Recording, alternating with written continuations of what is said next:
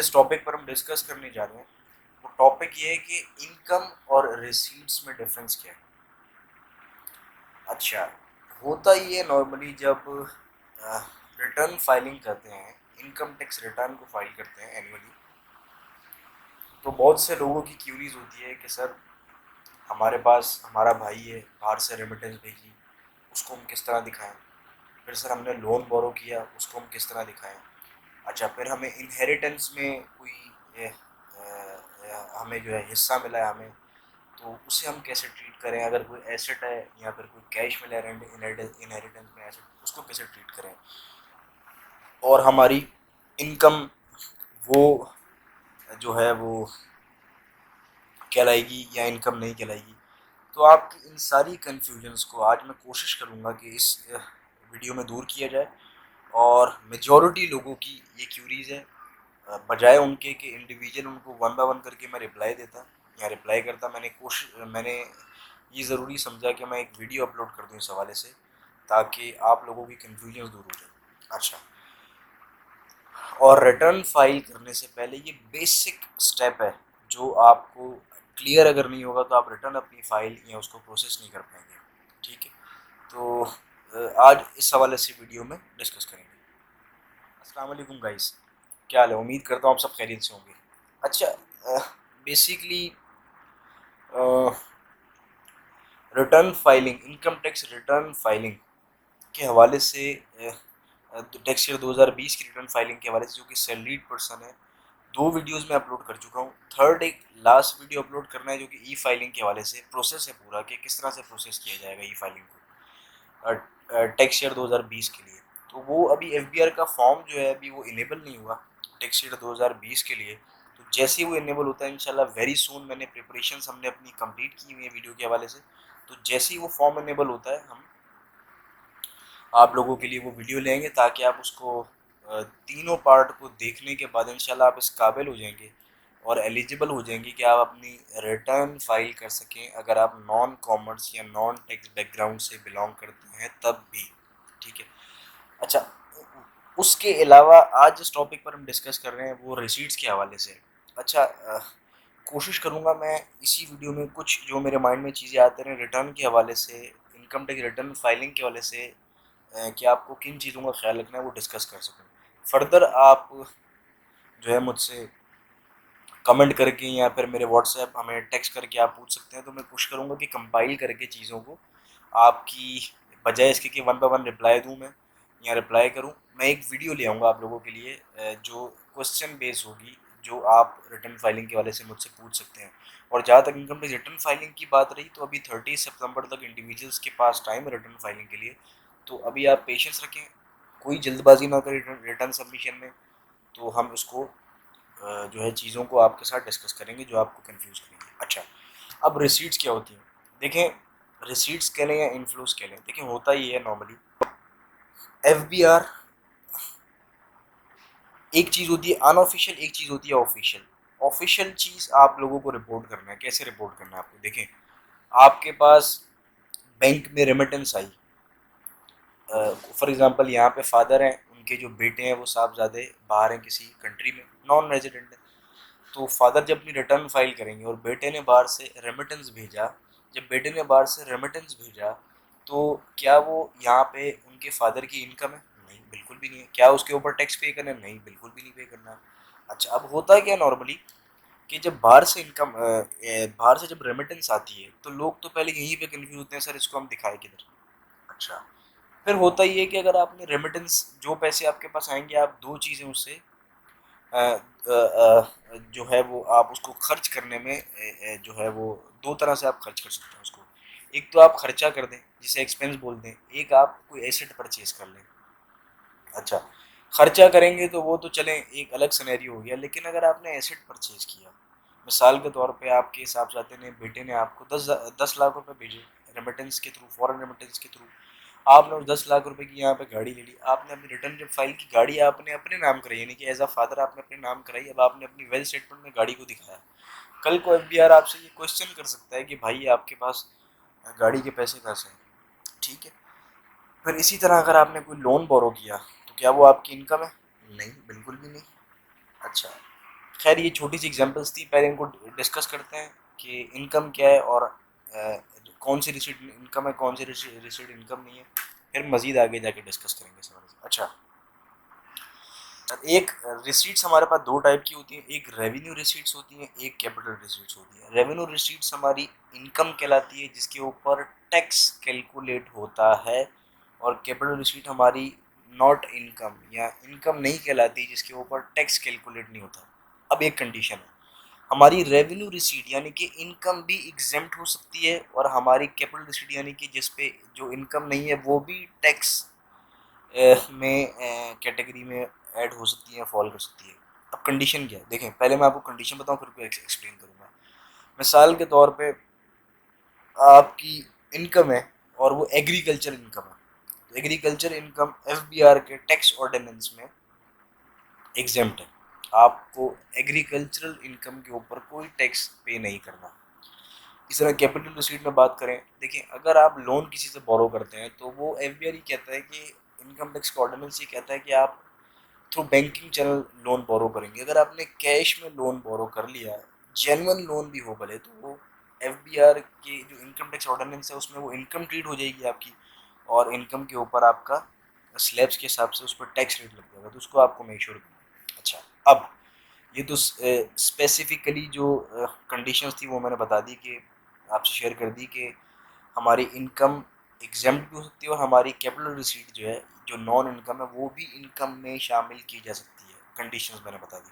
अच्छा, अब revenue receipts actual में इनकम है क्या, किस तरह से एफबीआर हमारी इनकम को चेक लगाता है या किस तरह से इनकम को हमें मैप करना है या ट्रीट करना है। देखें, एफबीआर ने 5 हेड्स ऑफ इनकम जो है वो ऑर्डिनेंस में दिखा दिए, ऑर्डिनेंस में जो है वो मेंशन कर दिए। इन 5 हेड्स ऑफ इनकम के थ्रू आपको इनकम कैलकुलेट करेंगे और आप उसके ऊपर टैक्स पेमेंट करेंगे। सबसे पहले वन बाय वन डिस्कस करते हैं। सैलरी, सैलरी हेड वो होता है इनकम फ्रॉम सैलरी। अगर आप एम्प्लॉय हैं, एम्प्लॉयर से सैलरी रिसीव कर रहे हैं, तो आप इनकम सैलरी में ट्रीट करेंगे उसको। अच्छा, उसके बाद अगर इनकम फ्रॉम प्रॉपर्टी, अगर आप कोई प्रॉपर्टी आपने रेंटल बेसिस के ऊपर किसी को दिया, उससे रेंटल इनकम आ रही है, तो आप वो इनकम फ्रॉम प्रॉपर्टी में ट्रीट करेंगे। इसमें प्रॉपर्टी की सेल परचेज नहीं आएगी, वो आपकी बिजनेस इनकम में आ जाएगी। ठीक है। अच्छा, उसके बाद बिजनेस इनकम क्या है, बिजनेस इनकम आपकी ये है कि अगर आप किसी किस्म की ट्रेडिंग करते हैं, मैन्युफैक्चरिंग करते हैं, कोई सर्विस प्रोवाइड करते हैं, सर्विस से मुराद ये कि अदर देन एम्प्लॉयमेंट अगर आप करते हैं, मिसाल के तौर पर डॉक्टर हैं, लॉयर हैं, तो वो आपकी इनकम फ्रॉम बिजनेस में आ जाएगी। कैपिटल गेन क्या होता है, कैपिटल गेन अगर आपके पास कोई कैपिटल एसेट है। अब कैपिटल एसेट क्या होता है, कैपिटल एसेट जो है बेसिकली, पहले मैं आपको कैपिटल गेन का बताऊँ। कैपिटल गेन कैपिटल एसेट की जो गेन होता है सेल के ऊपर, डिस्पोजिशन के ऊपर, डिस्पोज ऑफ के ऊपर, उसके ऊपर जो गेन होता है वो आपको कैपिटल गेन में टैक्सेबल होता है। कैपिटल गेन में कैपिटल एसेट आता है। कैपिटल एसेट क्या होता है, capital asset basically, for example आपके पास प्रॉपर्टी आई इनहेरिटेंस में, ठीक है, आपने क्या किया, आपने वो प्रॉपर्टी अगर आपने उसको रेंटल बेसिस के ऊपर दे दी तो फिर तो वो इनकम फ्रॉम प्रॉपर्टी में आ जाएगा। ठीक है, बट अगर आपने उस प्रॉपर्टी को फर्दर आगे सेल कर दिया, तो उस प्रॉपर्टी की फेयर मार्केट वैल्यू तो एज्यूम करें 1 करोड़ पर जब आपको ट्रांसफर हुई, और आपने कुछ अरसा रख के उसको बेच दिया, सेल कर दिया, तो वो बिकी 1 करोड़ 20 लाख रुपए की। जो 20 लाख रुपए वो आपका गेन है, वो कैपिटल गेन में टैक्स होगा। अच्छा, इसमें होल्डिंग पीरियड की कंडीशंस हैं, उसके हिसाब से टैक्स इसके ऊपर चार्ज होता है। हमारा अभी वो टॉपिक नहीं, हम डिटेल में नहीं जा रहा। ठीक है, उसके बाद income from other source, other source जो इन चारों कैटेगरी में फॉल नहीं करती वो इस कैटेगरी में फॉल करेगी। ठीक है, और कुछ स्पेसिफिक कैटेगरीज भी हैं अदर सोर्स के लिए, इनकम फ्रॉम अदर सोर्स के लिए। इन पांचों को समअप करके आपकी टैक्सेबल इनकम काउंट होती है, और उसके ऊपर आप टैक्स की पेमेंट करते हैं। अच्छा, मैं उम्मीद करता हूँ कि रेवेन्यू रिसीट्स क्लियर हो चुकी होंगी। अब कैपिटल रिसीट की तरफ आ जाएं। कैपिटल रिसीट बेसिकली अगर कैश और एसेट जो है वो इनहेरिटेंस के थ्रू आपको रिसीव हुआ है, जायदाद की तकसीम हुई है, और कैश और एसेट्स प्रॉपर्टी है, कोई कैश आपको मिला है, तो अब वो है तो आपका इनफ्लो, पैसा आया या प्रॉपर्टी आ गई, लेकिन वो आपकी इनकम नहीं है, तो आपको इसके ऊपर कोई टैक्स की पेमेंट नहीं करनी। फॉरेन रेमिटेंस, अगर आपका बेटा या कोई भी बाहर नॉन रेजिडेंट और अपनी अपनी रिटर्न यहाँ पे फाइल कर रहे हैं पाकिस्तान में, आप रेजिडेंट हैं, तो आप रिटर्न फाइल करेंगे तो आप जब इनफ्लोज दिखाएंगे बैंक में, तो वो रेमिटेंसेज आ रही होंगी, तो वो आपको उसके ऊपर कोई टैक्स पेमेंट नहीं करना पड़ेगा, बट आपको उनको दिखाना लाजमी पड़ेगा। फिर अगर आपने किसी से लोन बोरो किया है तो वो लोन मेक श्योर कीजिएगा कि बैंकिंग चैनल के थ्रू, अदरवाइज वो आपकी इनकम्प्लीट हो जाएगा। अच्छा, अब एक छोटी सी एक्सप्लेनेशन मैं देना चाहूँगा, और जो मोस्ट इम्पॉर्टेंट जो एक्सप्लेनेशन है रिटर्न फाइलिंग के हवाले से। अच्छा, नॉर्मली क्या होता है कि देखें, हमारे पास मिसाल के तौर पे 10 लाख रुपए बाहर से आए, ठीक है, रेमिटेंस आई, इसको आप रेमिटेंस भी ट्रीट कर लें, इसको आप फॉर कैश भी रिसीव कर लें थ्रू इनहेरिटेंस, इसको आप किसी से लोन भी जो है एज्यूम कर लें। अच्छा, अब हुआ ये कि जब रेमिटेंस या लोन या एसेट आपके पास ये आया 10 लाख रुपए, आपने क्या किया कि आपने अपने इसको इनफ्लोज में नहीं दिखाया। इनफ्लोज से मुराद अगर ये पैसा आपके बैंक में आ गया 10 लाख रुपए, और आपने अपनी वेल स्टेटमेंट में या रिटर्न में उसको नहीं दिखाया, अब होगा क्या, आप इस पैसे से क्या करेंगे, या तो सेव ही रखेंगे पैसा अपना, कोई खर्च नहीं करेंगे, या फिर आप इसको खर्चा करेंगे। खर्चा करेंगे तो क्या करेंगे, या तो अपने डेली की रूटीन्स के एक्सपेंस करेंगे, या तो आप कोई एसेट परचेज कर लेंगे। हम एग्जांपल लेते हैं, आपने कोई एसेट परचेज कर लिया, मिसाल के तौर पे आपने कार परचेज कर ली, ठीक है। अब जब आपने कार परचेज कर ली तो अपनी, जाहिर सी बात है, गाड़ी अपने नाम कराएंगे आप, तो गाड़ी अपने नाम कराएंगे तो गाड़ी आपको वेल स्टेटमेंट में शो करनी होगी एसेट, एज एन एसेट। तो जब आपने अपनी इनफ्लोज में ये 10 लाख रुपए नहीं दिखाया और आपने गाड़ी एसेट में दिखा दी, तो फिर एफबीआर आपको ये क्वेश्चन कर सकता है कि जनाब, आपकी इनकम तो कुछ है नहीं, या आपकी नॉमिनल इनकम है, तो आपने ये गाड़ी कहाँ से परचेज कर ली। तो बजाय इसके आप किसी मुश्किल में पड़ें, उनको नोटिस का रिप्लाई करें, जस्टिफिकेशन दें, कंसल्टेंट को हायर करें, उसके थ्रू रिप्लाई जो है वो एफबीआर को दें, तो बेहतर ये है कि आप अपने रिटर्न को एक्यूरेट फाइलिंग करें।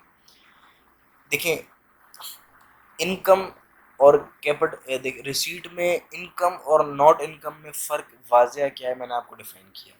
फिर एक्टिविटी और नॉट एक्टिविटी से रिलेटेड भी चीज़ें हैं, वो खैर वो डिटेल डिस्कशन हो जाएगी और आप उसमें कंफ्यूज हो जाएंगे। अभी इतनी आप इस सिनेरियो को अपने डिटेल को माइंड में रखें, और मेरी सजेशन आपसे ये होगी कि देखें, अगर आप सैलरीड इंडिविजुअल हैं, ठीक है, तो और चीज़ें आपकी इतनी टिपिकल नहीं है, रिटर्न्स आपकी मल्टीपल, आपकी इनकम नहीं है, आपकी मल्टीपल रिबेट्स नहीं है, मल्टीपल टैक्स क्रेडिट्स नहीं है, ठीक है, तो फिर तो आप अपनी रिटर्न को खुद फाइल करें, जैसे मैं वीडियोस अपलोड कर रहा हूँ टैक्स ईयर 2020 के हवाले से, आप उसको देखें, इंशाल्लाह आप ए टू जेड अपनी रिटर्न को इजीली फाइल करेंगे पार्ट 3 देखने के बाद, ठीक है, जो रिटर्न फाइलिंग के हवाले से।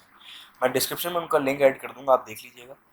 और बट अगर मल्टीपल इनकम्स हैं आपकी, और मल्टीपल रिबेट्स हैं, मल्टीपल टैक्स क्रेडिट्स हैं, टैक्स की कॉम्प्लिकेशंस हैं, एडजस्टमेंट्स की, तो फिर आप बेहतर ये है कि आप जो है वो रिलायबल कंसल्टेंट को जो हायर करें, उसको नॉमिनल उसके चार्जेस पे करें, और उसके थ्रू भी रिटर्न फाइल करें। अच्छा, इससे होगा क्या, इससे होगा ये कि देखें, हमारी एक जो है ना, हमारी एक मेंटेलिटी है कि हम ये सोचते हैं कि हमारे सामने से 1 रुपया भी एक्स्ट्रा ना जाए, हमारे पीछे से भले 1 लाख रुपए भी निकल जाए जिसका हमें पता नहीं है, तो हम कहते हैं कि यार कोई मसला नहीं है, बस हमारे सामने से 1 रुपया भी ना जाए, ठीक है। तो देखें, आप खुद रिटर्न फाइल करते हैं, फॉर एग्जांपल एज्यूम करें रिटर्न आपने फाइल की। अच्छा, रिटर्न आपने फाइल कर दी, देख दाख के यहाँ से कहीं से कहीं ना कहीं से। अच्छा, कल को रिटर्न गलत फाइल हो गई, ठीक है, चीज़ें प्रॉपर आप नहीं दिखा पाए, चीज़ों की एडजस्टमेंट नहीं कर पाए, तो पहला नुकसान, एक तो आपकी शायद हो सकता है कि आप टैक्स लाइबिलिटी को अपनी इंक्रीज़ कर दें, जहाँ रिफंडेबल या ज़ीरो लाइबिलिटी में थी वहाँ अपनी को टैक्स लाइबिलिटी दिखा दें, तो फिर आपको वहाँ टैक्स की पहले पेमेंट करनी पड़ जाएगी, पहला नुकसान। दूसरा नुकसान हो सकता है, अगर आपकी कोई टैक्स की पेमेंट ना करनी पड़े, आपका टैक्स रिफंडेबल हो, ज़ीरो हो, बट कल को आपने कुछ ऐसी मिस्टेक कर दी हो, कुछ ऐसे अपने एसेट्स या से डिक्लेयर ना किए हो, कुछ ऐसे इन्फ्लोज डिक्लेयर ना किए हो कि कल को एफबीआर आपको नोटिस भेजे जस्टिफिकेशन के लिए, तो जब आपको वो नोटिस भेजेगा तो यकीनन आप उसको रिप्लाई नहीं कर पाएंगे। जब रिप्लाई नहीं कर पाएंगे तो आपको कंसल्टेंट हायर करना पड़ेगा, जब कंसल्टेंट हायर करना पड़ेगा तो आप उसको फिर अच्छे खासे पैसे वो फी आपसे चार्ज करेगा, और फिर एफबीआर को जो पैसे आप देंगे वो एक अलग जो कि आप समझ जाएं, ठीक है। तो बेहतर ये है कि कुछ चंद पैसों के लिए आप कल को मसाइल में पड़ें, आप अपनी रिटर्न, अगर आपको नहीं समझ में चीज़ें आ रही प्रॉपर, तो आप कुछ नॉमिनल फ़ीस पे करके अपनी रिटर्न को फाइल करवाएं। उसके लिए आप अगर किसी कंसल्टेंट को जानते हैं जो रिलायबल, आप उसको अप्रोच करें, वरना हम आपके लिए जो है वो अवेलेबल हैं, आप हमें अप्रोच कर सकते हैं। नीचे हमारा वेबसाइट का लिंक मौजूद है, व्हाट्सएप का नंबर मौजूद है, ईमेल एड्रेस मौजूद है। किसी भी मीन्स से, किसी भी तरह से आप हमें अप्रोच कर सकते हैं रिटर्न फाइलिंग की वजह से। और ये था। और अच्छा, मेरा ये वीडियो बनाने का मकसद ये था कि देखें, ये बेसिक फर्स्ट स्टेप है रिटर्न फाइलिंग के हवाले से, ठीक है। तो बाकी आप वो मेरी वीडियो देखिएगा, जो 3 मैंने अभी तक 2 अपलोड कर दिए हैं, 2 पार्ट, तीसरा भी मैं इंशाल्लाह वेरी सून करूँगा, बहुत जल्द। और उसके बावजूद अभी रिटर्न इंडिविजुअल अगर आप हैं तो 30 सितंबर तक आपके पास टाइम है। जल्दबाजी नहीं कीजिएगा, समझ के, देख के, तरीके से आप रिटर्न फाइल करें और चीज़ें आप दिखाया करें एक्यूरेट, क्योंकि ये कैपिटल स्टेट्स के ऊपर कोई टैक्स नहीं है, तो आप प्रॉपर दिखाएं चीज़ें, ठीक है। अच्छा, फर्दर ये कि आप लोगों की क्यूरीज आती हैं, बहुत शुक्रिया आप हमें अप्रोच करते हैं। तो होता ही है, देखें, कुछ अगर चंद एक मसले मसाइल हैं तो हम आपको बता सकते हैं और कुछ यकीन बताते हैं, लेकिन कुछ लोग ऐसा करते हैं कि पूरी पूरी डिटेल्स हमारे साथ डिस्कस करते हैं। मेरी इतनी प्रॉपर्टी, मेरी इतनी ये, मेरी सर, मैं रिटर्न कैसे फाइल करूँ? तो सर देखें, इतना टाइम हम आपको दे नहीं पाएंगे। फिर भी जितनी कोशिश होती है हम आपको जो है वो रिप्लाई कर देते हैं, लेकिन इतना ज़्यादा टाइम नहीं दे पाएंगे अगर आप बिल्कुल अ, आपको इस तरह की इतनी नॉलेज नहीं है। तो बेहतर ये कि आप रिटर्न अपनी कंसल्टेंट के थ्रू फाइल करवा लें, ठीक है।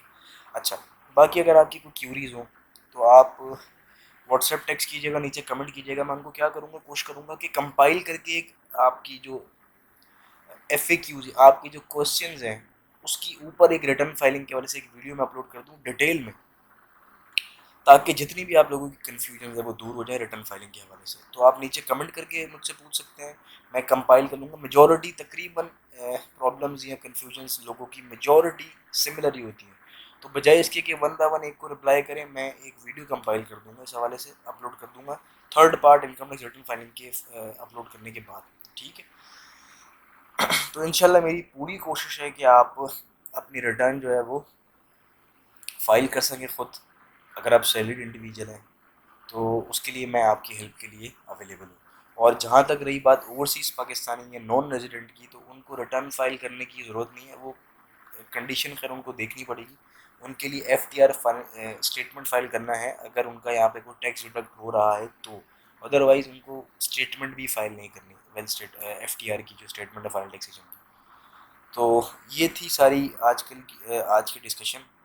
अगर आपको कोई कन्फ्यूजन हो आप मुझसे कमेंट कीजिएगा, व्हाट्सएप पर टेक्स्ट कीजिएगा। इंशाल्लाह आपको जो है हम भरपूर आपको गाइड करने की कोशिश करेंगे। अपना ख्याल रखिएगा, टेक केयर, अल्लाह हाफ़िज़।